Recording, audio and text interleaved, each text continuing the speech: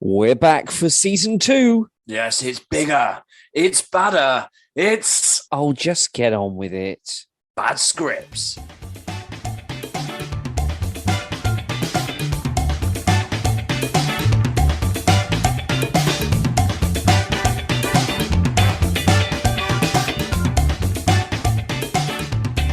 Hello and welcome back to Bad Scripts. Steve Jones here, as always, and joining me just on the other side of this very screen I'm looking at now, the one and only Mr. Mike Garlia. Hi, Mike. How are you? Hi, Steve. I'm very well. Episode 18. Oh, I know. Season 2, episode 18. Now, this I've had fun. We've had a lot of adventure and a lot of new characters. So, as things expand and you want to see what everybody's up to, then I guess you have to kind of go on a bit longer. But we're getting towards the tail end of the season now. We are, and for all our listeners that have stuck with us and carried on through, thank you very much because we are coming to the end with the last few episodes that we have written and now recording for your listening pleasure, and and couldn't be at a better time because we haven't really spoke that much about what Steve and I are going to do in just a few Ooh. short weeks' time. Steve, where are we going in a few short weeks' time?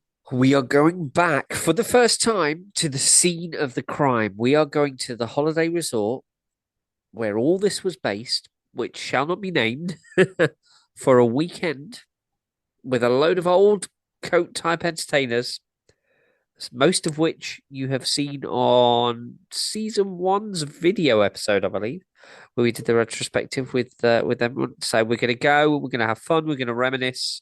We might even do a little bit of recording while we're there. We'll see. Depends how drunk everybody gets, but I think then there's the opportunity. Maybe do something live, maybe record something, depending on how well behaved people are. I don't know about you, but I'm equal parts excited and nervous, actually. Yeah, I think there's always trepidation when it's been what 21 20 years odd since year, 21 years 20 since we odd. set foot in there. It's gonna feel so strange Yeah. walking into that venue and looking at that stage where I spent a lot of my life, especially my former years there. And I think it's gonna be one of those moments where I think nostalgia might hit because I've not even been back to the town No. where you and I used to haunt in all of those years. This is the I first don't, time I'm going back have since you you and I even been in left. have you even been in that county since? No, I haven't. No. So you will return to, and we'll give a big clue here. You'll be returning to Lincolnshire for the first time since those heady days. But hey, Well, that's right, because maybe a lot of people don't know this, but I actually grew up in Lincolnshire as well, yeah. many, many miles away from this place, but and I haven't been back really since then. So Wow. I think we should commit to some form of episode and first reactions, and yeah, but it'd be good for us to share because I'm sure you know. Well, okay, let's just be honest. We need ideas and fodder for series 3 if ever we did one. So we're going to go If we back ever to see do one, for if those. we ever do one. That I guess that'll be up to popular demand. So the popular demand will be please don't make any more. But no, maybe we'll do a video tour on our YouTube channel. That might be a nice idea for us, something different. Yeah, So I think yeah, so. I think so. I get think it going. that'll be good to commit that. But if I'm blowing snot bubbles and crying and tears are going down my face because I'm just overcome with such nostalgic emotion, we will cut that from the show because Yeah, well, that's an ugly. I'm an ugly crier, Steve. I'm yeah. an ugly crier. I don't mind admitting it. Are you And an ugly crier or are you a cute um, one? I don't know. I can't really comment on that because I tend to have tears in my eyes. Can't really look in the mirror when that's happening. But I imagine it's not pretty. To be fair, it's not pretty most of the time. So when I'm crying, it's not going to be great.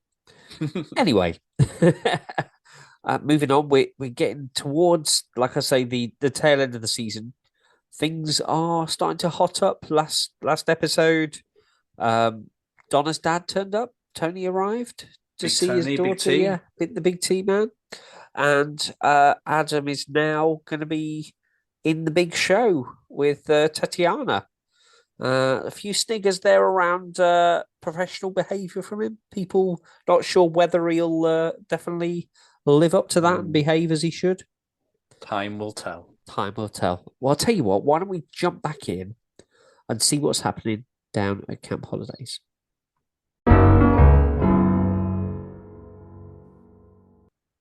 Exterior, boardwalk, day. Adam is listening to his Discman and singing along, walking up and down the boardwalk whilst the sun, shining high in the sky, causes little glitters of light on the gentle waves. He stops, skips back, and listens all over again, lifting up the lyrics in his hand to study the words. Wait, when he says skips back, is he skipping physically back? He's like doing like a little jaunt. Well, you tell me, Mike, you wrote the line. Well, now hearing it back, it doesn't. It sounds like what he's doing is skipping backwards, like a mentalist. Yeah, what you meant was rewinds. He skips back the track. Well, I think he skips back the track because originally I think, okie dokie. Pulling us out the scene, we're only 20 seconds in. As he drops the paper, he is facing Sam. He pulls his headphones off and stops the Discman. Oh, sorry. Didn't mean to interrupt you. It's fine. I was just learning the words to this song, for a new show. Sam nods her head as an awkward silence takes over. So, what can I do for you? Me, nothing. Oh, well, it's just because you said sorry for interrupting me. Did you, come down here for a chat or something? No, not at all. I like to come for a walk. I didn't know you'd be here. All right. Well, I'll see you then. Good luck with that song. Sam walks past Adam and continues on her way. Adam turns and watches her as she leaves. A sudden look of anger crosses his face. Is that all you've got to say to me? Sam stops suddenly and turns around. Seagulls are shrieking overhead. The sound of the waves, music from the nearby amusements, and passing holidaymakers means she can't hear Adam. What? I said, is that all you've got to say to me? I'm sorry, I can't hear you. Both stand their ground, neither wanting to walk towards the other. They stare at each other for a few moments before Adam relents and quickly jogs to Sam. You've got some nerve, Sam. What are you talking about? You know damn well what I'm talking about. Look, I don't want to get into this here. I've come out for a nice walk, so let's just leave it. Whatever you think needs to be said to each other, it doesn't. That's bullshit. Whatever, Adam. Sam turns to leave. Adam races in front of her, blocking her way. Well, I've got things to say. No, you don't, Adam. And believe me, it's the things you say and do which cause the most trouble. If I were you, I'd forget it all. Forget me and us and anything else from the last year. What? So you can walk away with a clear conscience? What are you talking about? And how dare you? How dare I what? Turn up here, just waltz back in with your new rock star boyfriend, acting like nothing ever happened. You knew I was here. Why did you come back? Sam takes a moment to look at Adam's angry face. Me coming here has nothing to do with you. I don't have to justify my reasons. You don't own this place, Adam. The world doesn't revolve around you. You knew this would hurt me. After everything you did to me, you just wanted one last stab in the heart, didn't you? What I did to you? Are you serious? I did nothing wrong. You believed what you wanted to believe and only saw what you wanted to see. How do you think I felt? I was worried sick about you. I had no idea what happened. Just a horrible voicemail and then nothing. You disappeared. You broke my heart, Adam. Oh, did I now? Well, that's rich coming from you, Sam. I know exactly what was going on. You running around, flirting with your ex, and as soon as I left, you were there with him. Oh, but you didn't think I knew about that, did you? Oh, no. You're nothing but a cheater, Sam.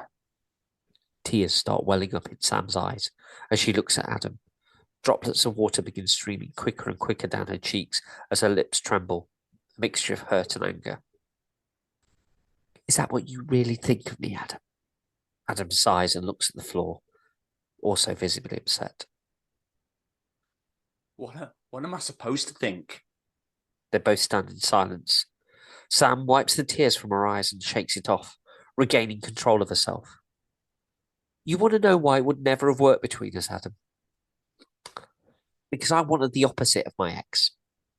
I wanted someone who was kind, sensitive, funny, and understanding. All of the things you used to be. But what I got was the same jealous, overprotective, defensive, immature asshole I seem to always attract. So here's the truth. I did love you, and I did want you. But you're so hell-bent on self-destruction that no matter who it is that you're with, no matter who it is you're with, you just bring them down with you. So I'm done with you, Adam. Done with me? Ha! Ha! Done with me? Just remember who dumped who, Sam. Sam stares furiously at Adam. Okay, Adam. Have it your way. Don't speak to me, don't come near me, and don't be around when we're here playing. If we see each other, I'll go out of my way to avoid you. Please do the same. I don't want to speak to you ever again. Sam immediately walks past Adam at a quick walk. Adam turns around and takes a few steps forward. Sam. Sam doesn't react. She just keeps walking. Fine then! Go! The truth hurts, eh? Adam turns and walks in the opposite direction, muttering to himself out of anger and frustration. Who the hell does she think she is, saying all that to me? Sorry, I don't know why I'm doing it like that. Who the hell does she think she is to me? Saying that to me? Okay, sorry. I thought David Bowie was here. Who the hell does she think she... Okay, sorry. Who the hell does she think she is, saying all that to me? What an absolute bitch. Talking to yourself now? Adam looks up and sees Sally stood there. I'm kind of busy, Sally. Yeah, busy avoiding me from what it looks like. Why would you think that? Because you are. I was told you were down here, so I come to find you. Why? To talk. What do you want from me, Kelly? Kelly? See, that's what happens when you ad-lib. What do you want from me, Sally, eh? We had some fun. That was it. You knew what you were getting into. So just back off, all right, and leave me the fuck alone. Is that what you really want? I just want to be left alone, not having you follow me around wherever I go like a lost bleeding puppy. Is that too much to ask? Take the bloody hint. You know what, Adam? Everyone was right about you. You really are an absolute knobhead. And chalk on this whilst you're at it. Sally throws a baguette at Adam, which hits him and falls to the ground. Egg mayonnaise splattering the pavement. She storms off. The waves now crashing against the flood barrier as the tide comes back in. And end scene. And scene. Jesus, I can only apologise for my acting there. No. That was very dramatic. It was very good. So well done. Well done for that intensity. I'm exhausted. I'm tired. I need to lie down. I'm lightheaded. I was going to say, I was feeling there was a lot of sort of Shia LaBeouf kind of energy there. Very Christian Bale talking to a lighting engineer kind of energy going on there. It was very angry. Well, so... I went method. I drew from real life for that scene. For those that know. Yeah, if you know, you know. Another tempestuous meeting between Adam and Sam. I suppose the first time they've been truly alone since they broke up. All I can say is Adam is on a sausage roll. A sausage roll? Yeah, well, the saying you're on a roll because he's just annoying everyone. Yeah. It's a joke back to the first season when Sam worked at a sausage roll factory. Ah, right. Okay, that was a little bit too meta, even for me, I think. It doesn't work when you have to explain the joke. That's right. No, he is. What she's saying about the path of self-destruction and bringing people down. Well, he's just proven that with poor Sally, hasn't he? Well, exactly. He should never have got involved with her, really. It was just easy, and that's the problem. And then when she started to get feels, he's not interested. So it's a shame. We are just driving more of a wedge of the audience absolutely hating Adam. Yeah. Well, it is what it is. It is what it is.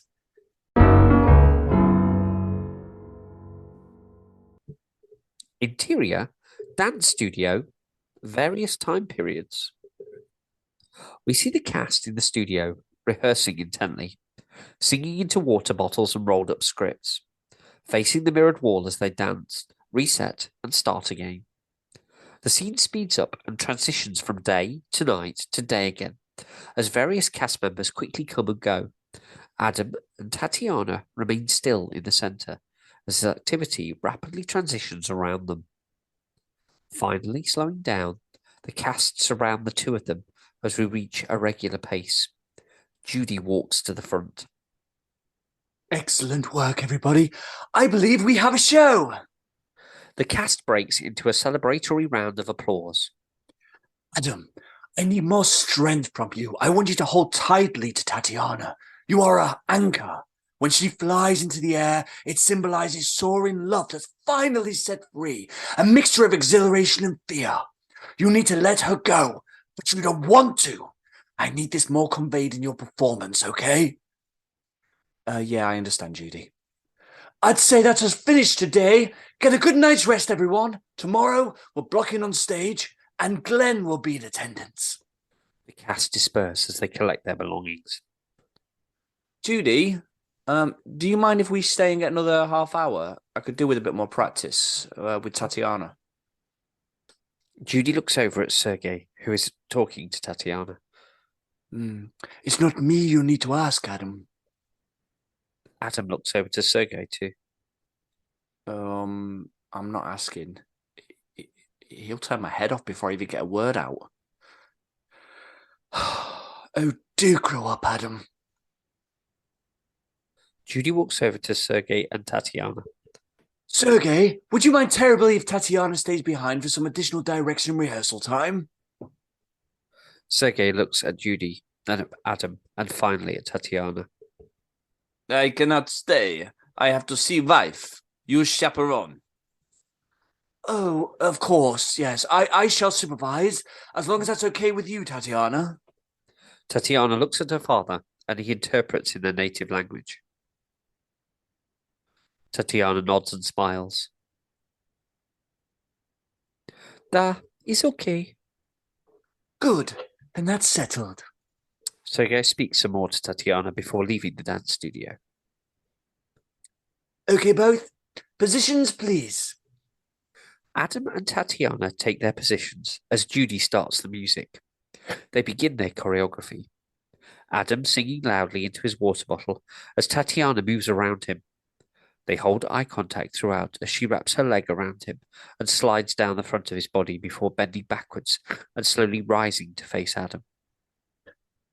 Oh, great, Tatiana. So passionate.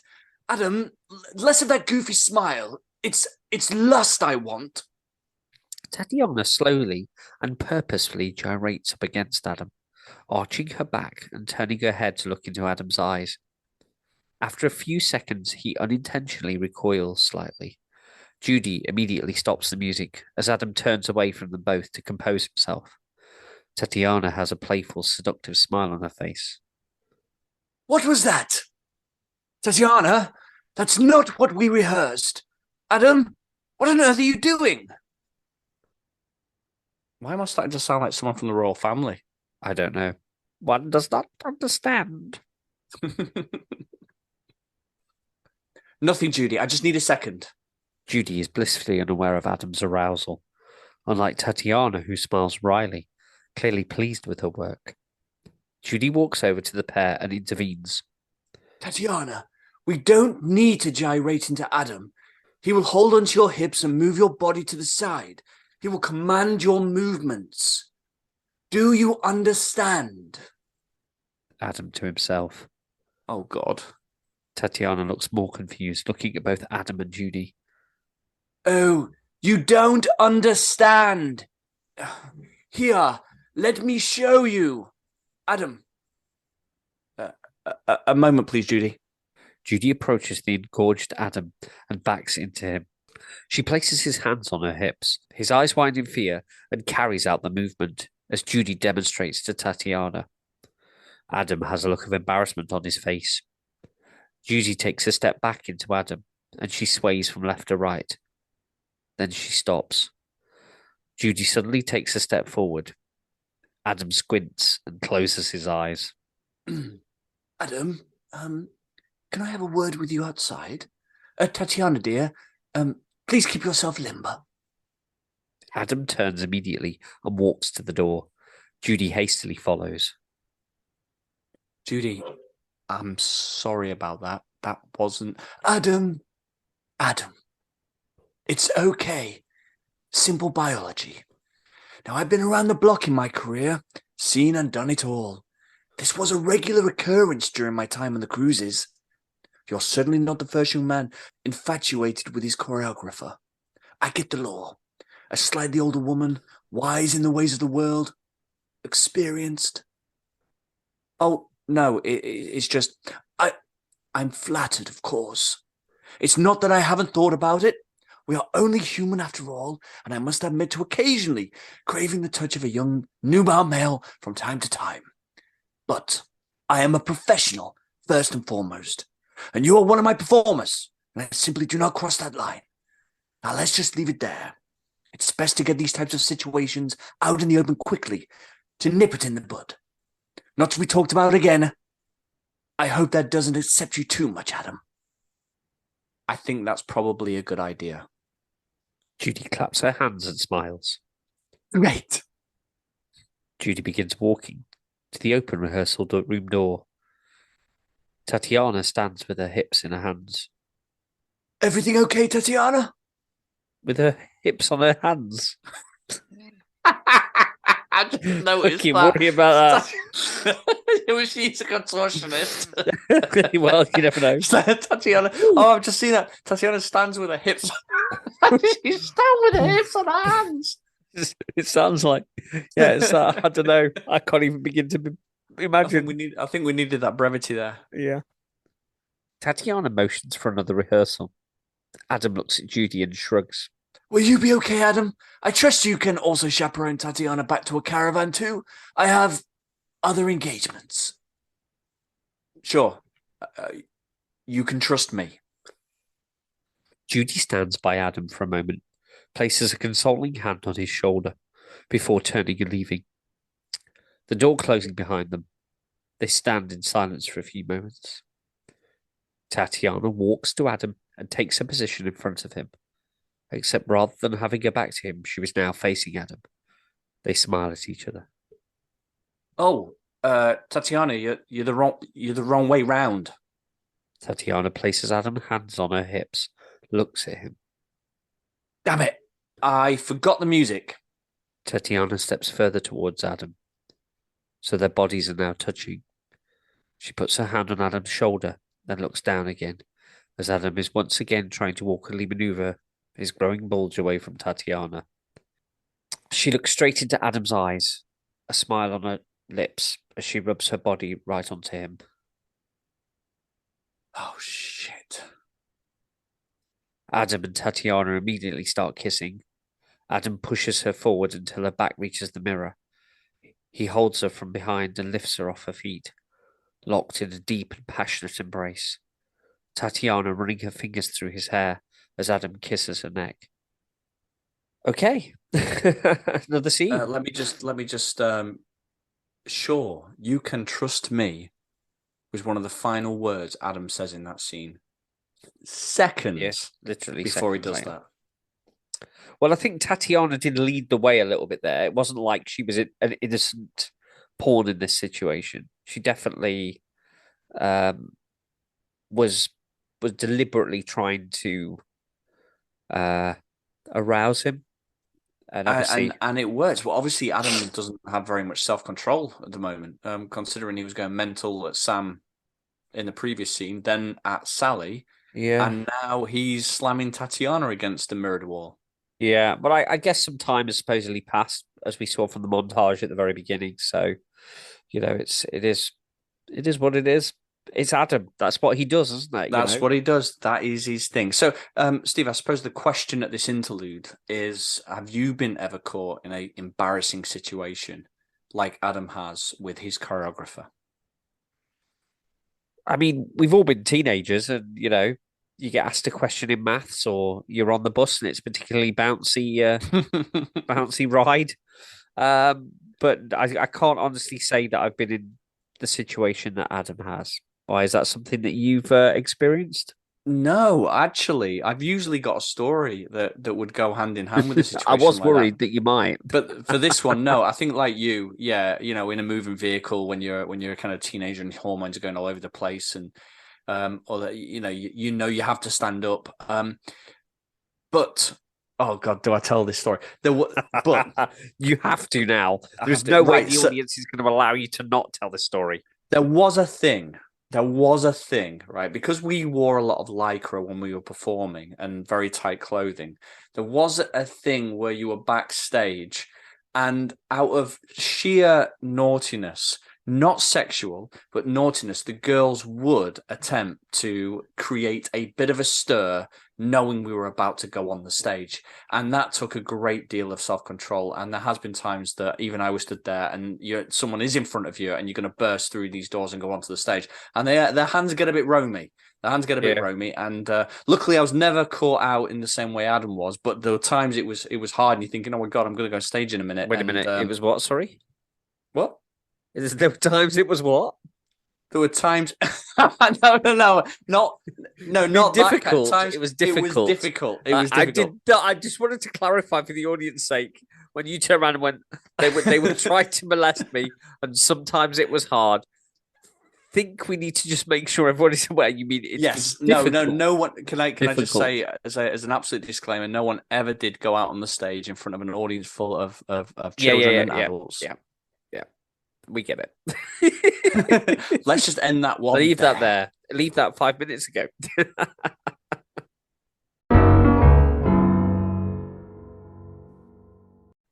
Interior, Paula's chalet, night. Paula and Hayley are sat on Paula's bed, eating snacks and watching Cats, the stage show, on VHS. They are both holding pillows as they relax on the single bed, dressed in pajamas and slippers. I don't care what anyone says. Cats is an underrated classic. I've seen it 3 times in the West End, and I'd seen it 3 times more if I could. I love it. It's not really my cup of tea, to be honest. There's a few good songs, but it's no Jesus Christ Superstar. Ooh, that's my 4th favourite musical. I was in it at a local theatre club when I was 15. Cool. Who did you play? Chorus. It was so much fun. We did this 24-hour Mad Show thing. We started rehearsals on a Friday night and put the show on Saturday night. Everyone was so tired, forgetting their lines and everything. It was such good fun. What are you like? What do you mean? Well, you're like the most positive person in the world. How are you always so happy? Hayley stops to think for a second or two. I guess I've just been that way. You know, with so much sadness in the world, I believe I'm here to spread some positive vibes. Like coming to work here, everyone moans about it, but I'm living my dream every single day. So, you know, I'm happy. Paula tries not to laugh. What? I'm desperately trying not to make a sarcastic comment right now. Well, then you wouldn't be you. What's that supposed to mean? Let me ask you this. Does being sarcastic and joking make you happy? Paula thinks for a second. Yeah, I suppose it does, really. Not in the same way as your rainbows, princesses, and unicorns, though. Hey, unicorns do exist, and I will prove it one day. Look, but if that's what makes you happy, then be yourself. Besides, I like your sarcasm. It's funny. Paula gives a rare smile to Hayley, and they continue watching the musical in silence for a while. So, talking about this place, you've really not mentioned it. Is there anyone, that you have your eye on? What, to punch or slap about a bit? Oh, tons, pretty much everyone, in fact. Especially that Scottish bitch. No, silly. Like, got your, eye on. As in fancy? Yeah. No, not really. Really? Well, there might be one person I'm kind of curious about. Hayley sits up with excitement. Ooh, tell me, who is it? No, not a chance. You can do one there. Oh, come on. You can tell me. I won't tell anybody, I promise. Paula shakes her head firmly. What if I guess? Will you tell me then? You can try, but you never will. Okay. Give me some clues. Do I know this person? Paula nods her head. Hayley claps in delight. Is this person a Camco? Paula hesitates and then nods her head again. Amazing. Has this person been with anyone else this season? Paula thinks for a second, smiles, and shakes her head. Lisa's father's arm away. Oh, well, that really narrows it down. Oh, is it Mushy? God, no. Hayley thinks deeply and looks a little confused. I can't think who else it could be. Well, you're not very good at this then, are you? Hayley grabs her pillow and lightly hits Paula, giggling as she does. Just tell me. It'll be on my brain all night now. Sorry, no can do. Not fair. Hayley swings her pillow again as Paula this time dodges it, causing Hayley to fall forward, pressed against Paula. Paula leans back in and lightly kisses Hayley on the lips. They immediately stop, but hold their positions, looking at each other. Was that okay? Hayley holds her surprised gaze for a moment. I'm not. I mean, I've never. Was that so bad? Hayley silently shakes her head before smiling broadly. She lifts herself up and returns the kiss to Paula. I've wanted to do that for so long. They both embrace one another as Memories by Elaine Page fills the room. We focus on the TV screen as Elaine sings her very famous song. Oh, how romantic.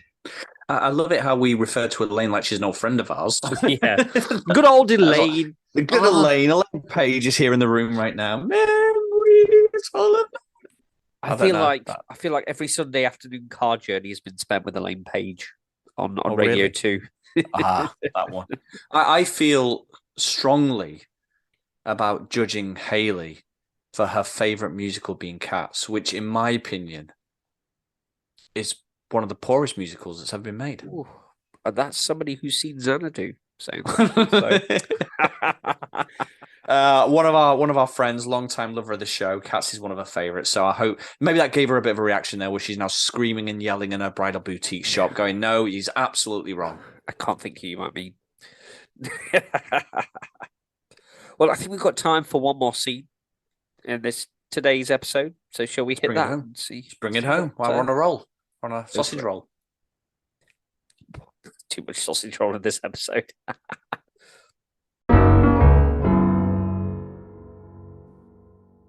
Interior, entertainment's office, night. Mushy is in the Ent's office, sat in a chair, with Kelly at her desk, peering intently at her computer screen and typing slowly with one finger. Her nails clattering sharply on each keystroke. They are alone. They are alone and no one else is present. It's like, yeah, really? The fact that wasn't someone supposed to who was meant to proofread this? Both of us. Both of us. Oh God, I haven't got any more accents left in me. I'm gonna have to really pull it deep for this one. I'm afraid. It's all you. Sorry, everyone. Yeah. Well, there we go. It's all you. It's the Mike show this week. It is all me and the many different accents that I've attempted this evening. Right, here we go. Let's bring it home. Okay. It was just, it was just a bit weird is all. Are you still prattling on about that? Well, you haven't told me what was going on. I've told you. I had a wee visitor for like 3 minutes. By the time I got rid of him, you'd bolted. Yeah, well, it sounded a lot like Wayne to me. And what if it was? Is there, like, something like going on with you two or something? Kelly stops typing and looks over at Mushy, who is staring down at the floor. He's my boss, right? So what was he doing coming round so late? He needed to run by some rotor stop before heading home. At midnight? Aye, at midnight. The Ents department doesn't operate 9 to 5, you know, you prat. Well, I get that. It's just, you know, it just don't make sense. Get a grip, Richie. It was management chat. Stuff you wouldn't understand. There is silence as Kelly begins typing again. How do you spell disciplinary again? D. E. S. E. No, that's near right. So look, I'm gonna shoot off, yeah? All right, I'll see you tonight then. Mushy stands up and looks uncomfortable. Well, I can't make tonight. Why? I just can't. Kelly stops typing and looks over at Mushy. 11 p.m. I'll come to yours this time. I prefer it if you didn't, Kelly. Why? Nothing, I just don't want to. You don't want to what? Have sex tonight, all right? Kelly stands up and walks around the desk, facing Mushy. Why? Is there someone else? No, there's no one else. So what's your problem then? If you must know, it's this, running about in the shadows, sneaking into your place all the time, getting up really early to leave. All right. And how long have you been feeling like that? Oh, no, a while. It was fun at first, you know, but I just don't like it anymore. It's not what I want. I think we should just stop. Fair enough. Thank you for being honest with me. Mushy looks suddenly relieved. Thanks, Kelly. What are you thanking me for? Just, you know, being cool and all that. It's, you know, it's been good, right? Yeah. Oh, we can still be friends. Kelly sits down on the desk and folds her arms. Is that what you think we are, Richie? Friends? Mushy doesn't say anything, but looks at Kelly. A look of dread crosses his face. Let me get one thing clear with you, Mushy. We're nae friends. We've never been friends, and we won't be friends going forward. I am your supervisor, with benefits. That's all. Well, I don't want any of those benefits anymore, right? Oh, is that so? Right then, that's fair enough. All those cushy shifts I've been giving you, the late starts and early finishes, sticking up for you when you're late, all of that will be gone. Fair enough, Kelly. Do you like working here? Yeah? Hmm. Well, it's that time of year where what you do and say makes a big difference in whether your contract gets renewed for next year. Did you know that? And why wouldn't it get renewed? I've done nothing wrong. Kelly smiles. We'll see. Kelly walks back around the desk and makes a few clicks on the computer. Come here and take a look at this. Mushy reluctantly walks over to the desk and leans in to see the computer monitor. Kelly performs a few clicks and enters a folder titled Confidential. She looks at Mushy and waits. He gets the hint and looks away as Kelly types in her password at the prompt. Mushy looks back at the monitor. There are several Word documents, each titled with a different name. Adam, Donna, Dan, Alison, Paula, etc. And of course, Richie. What is this? This is leverage. Every single lateness, insubordination, observations, rule breaking, everything. Right from the start of the season. I've recorded everything. Mushy looks taken aback. Shall we have a look at yours? Kelly double-clicks on Richie's name, and a vast amount of dates and writing appears. There are 5 pages worth of notes.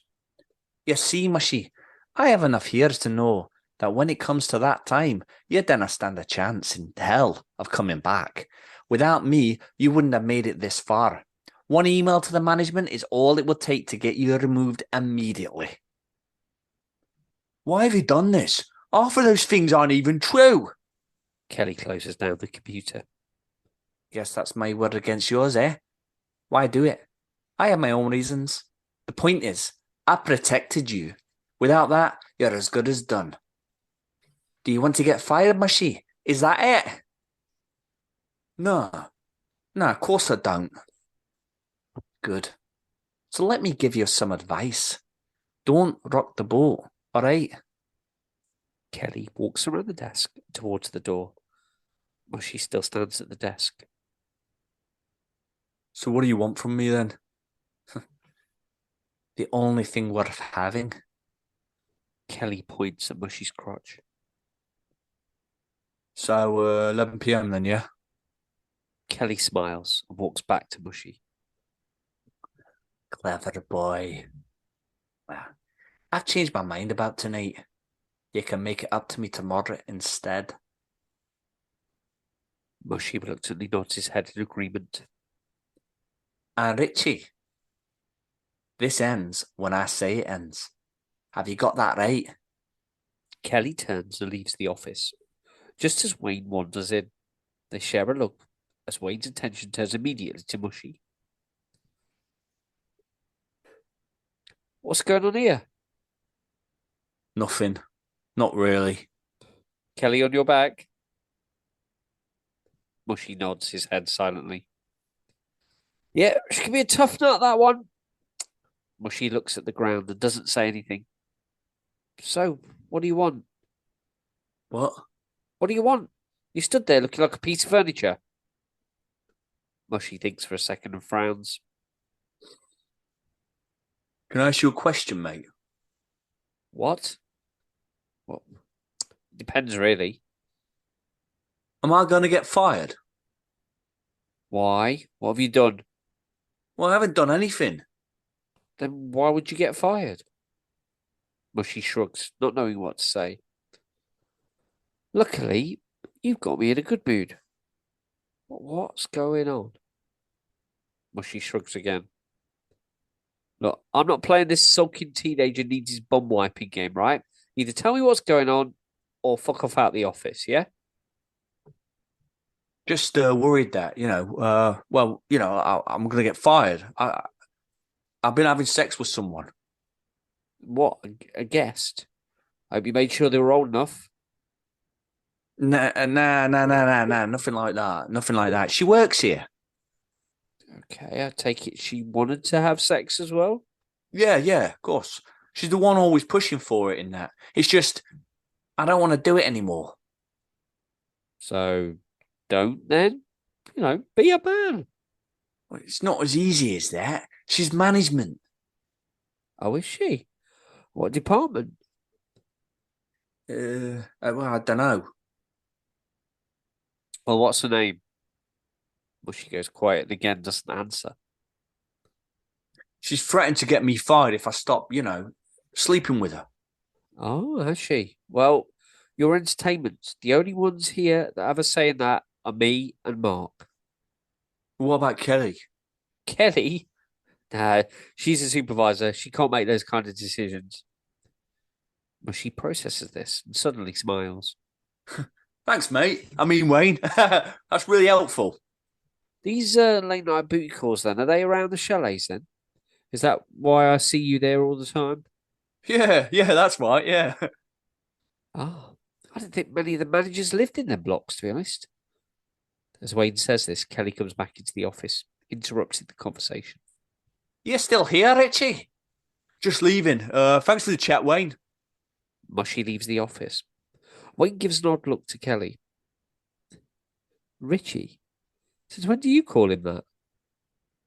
Well, that's his name, is it not?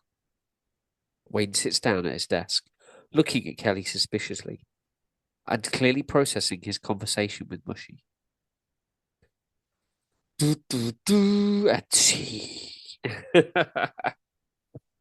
Ooh. Wayne is so close to finding out what's going on there, but it didn't happen in the end. Oh, I think I don't know, Wayne. I think Wayne's got some brain cells there that are going to start piecing things together. I don't know. But the audience do. That's the point. There's a moment, isn't there? And it's just how cold and calculated Kelly is about all of this stuff. That And manipulative. I mean, is Oh. it possible that someone could be that manipulative? I know she's a fiction of our imagination and not based on anyone real, by the way. But would someone be that manipulative? I believe so. Yeah, I think some people self-preservation is the main key, and that I think is the reason why she's done what she's done. Make herself, like she says, leverage.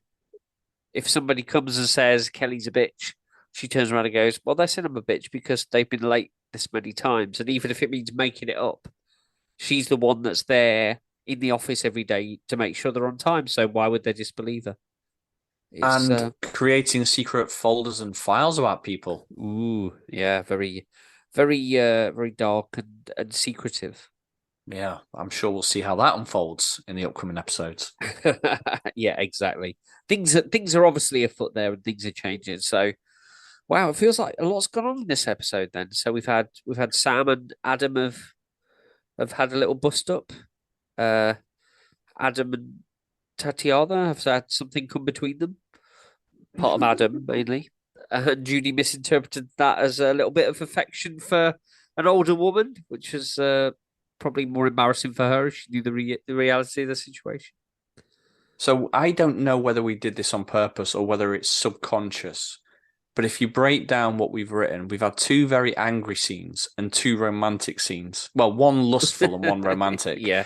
That's a complete coincidence in terms of this story was always mapped out. But there has been some angry scenes. I feel like I need to de-stress after this, actually. Well, I think the Hayley and Paula scene, I think we don't want to skip too much over that because that was sweet, that was romantic. That wasn't like a lot of the scenes in this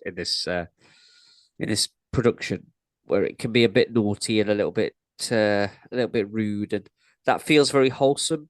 Like there's a